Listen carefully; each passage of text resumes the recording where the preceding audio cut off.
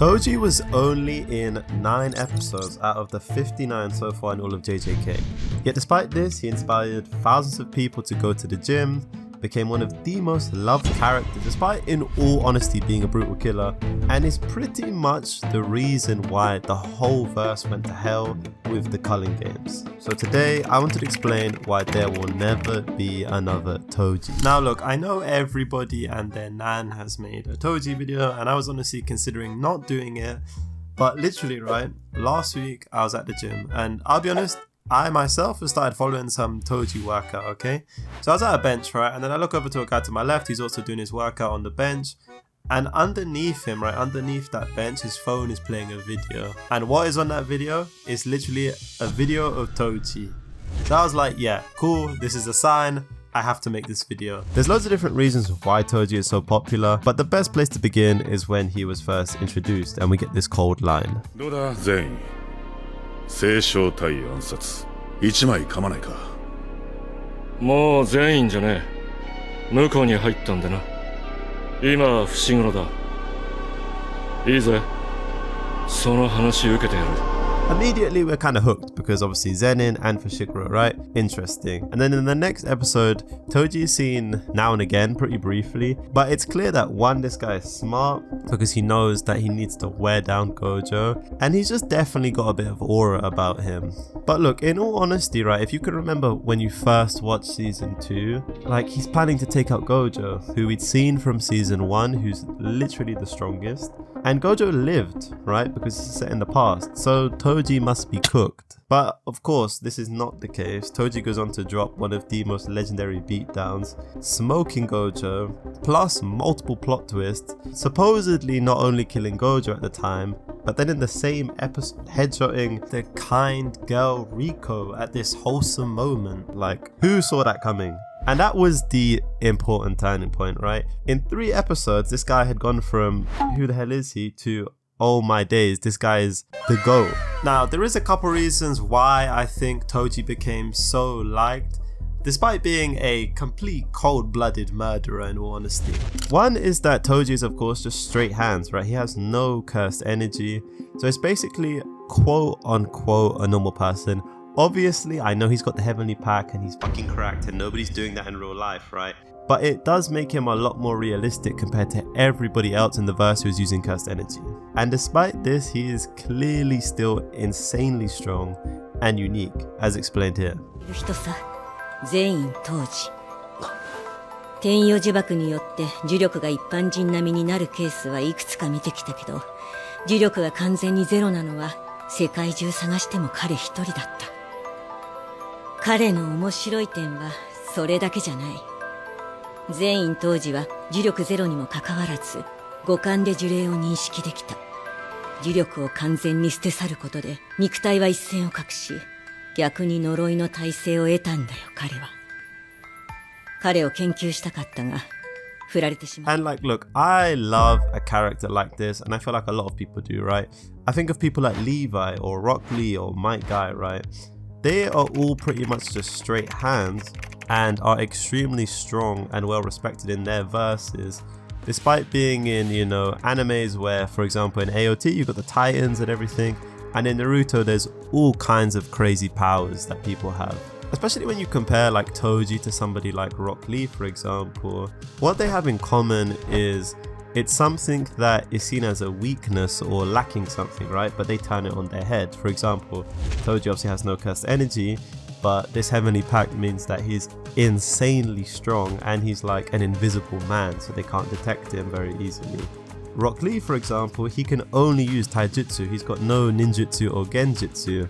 But both of these guys like just focus so heavily on one thing, they put all their chips on black, and it turns out that like they can still be extremely strong and also very unique by doing this. And I think that's just a very cool like philosophy for life.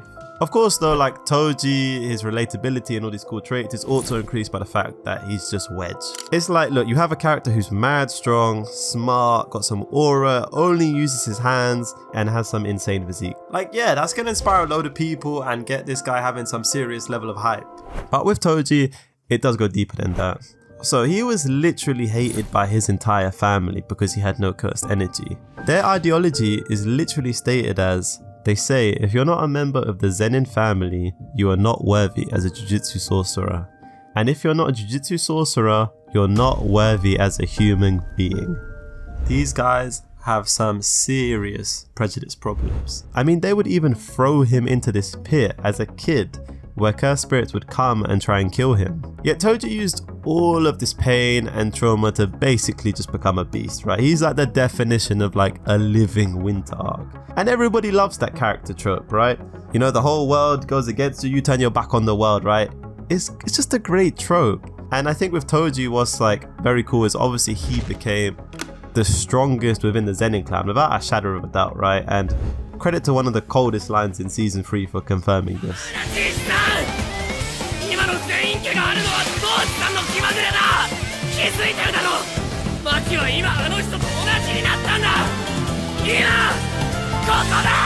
But to Toji's credit, right, despite all the abuse he got, he didn't just go and try and wipe out the Zenin clan, and he still clearly loved Megumi despite abandoning him. Like, look, the guy is not perfect, but that's to be expected considering his background, and that just makes him all the more relatable. Also, what I really liked about Toji is that he carried the pride and resentment of having no cursed energy like with him. Like, he was always trying to prove a point to people who proved him wrong. Like, he literally mentioned this after he smoked Geto, and then he also said it the second time when he fought Gojo as well. And yeah, like, of course, trying to prove people wrong by literally killing them is obviously a bit extreme. But the idea of proving somebody wrong or proving like an idea or philosophy wrong is very cool. Like, let's just say hypothetically your teacher calls you dumb and then you just get a great grade, or let's say somebody says you're shit at a sport, right? And then you get the winner. I feel like almost everybody has like that idea, or like if you know somebody doubts you and then you want to go prove them wrong, right? And Toji literally did this to the greatest extent, becoming one of the strongest sorcerers in the verse. So by the end of season 2, Toji had come back and smoked Dagon. Now, this felt like a bit of a fan service and confirmed just how strong Toji was. But of course, he then killed himself for Megumi, and we were led to believe that that was the end of Toji. However, Gege wasn't finished just yet with Toji and gave him one final tribute. This was because it was revealed in season 3 that Toji, basically by accident, literally caused a massive part of the plotline. Let's break this down. So first, he killed Riko and then smoked Geto. This was the start of Geto going off the edge and wanting to kill all non-sorcerers. Of course, this then ended up with Yuta, you know, beating the shit out of Geto, and then obviously Gojo giving the finishing blow. And then this allowed Kenjaku to take over Geto's body and give him the perfect body to control Tengen, which ultimately led to the creation of the Culling Games. Okay, if you did not follow that, then just listen to this. だが12年前予期せぬことが起こった。全員当時の介入だ。天陽呪縛によるフィジカルギフテッド。その中でも得意な完全に呪力から脱却した存在だ。呪縛の力で因果の外に出た人間が私たちの運命を破壊してしまった。So literally just because Toji was trying to get paid, right? He killed the Plasma Star vessel and stopped it assimilating with Tengen. This was something that hadn't happened in 1,000 years because Tengen and the Six Eyes users was linked by fate, but because Toji had zero cursed energy, the fate was irrelevant to him. This then meant that Tengen became more like a curse, and now Kenjaku, using Geto's curse manipulation, could absorb Tengen, which might happen later in the manga. Who knows, okay? No spoilers. Saying that, skip ahead now 10 seconds if you have only watched the anime and not read the manga. This is your warning.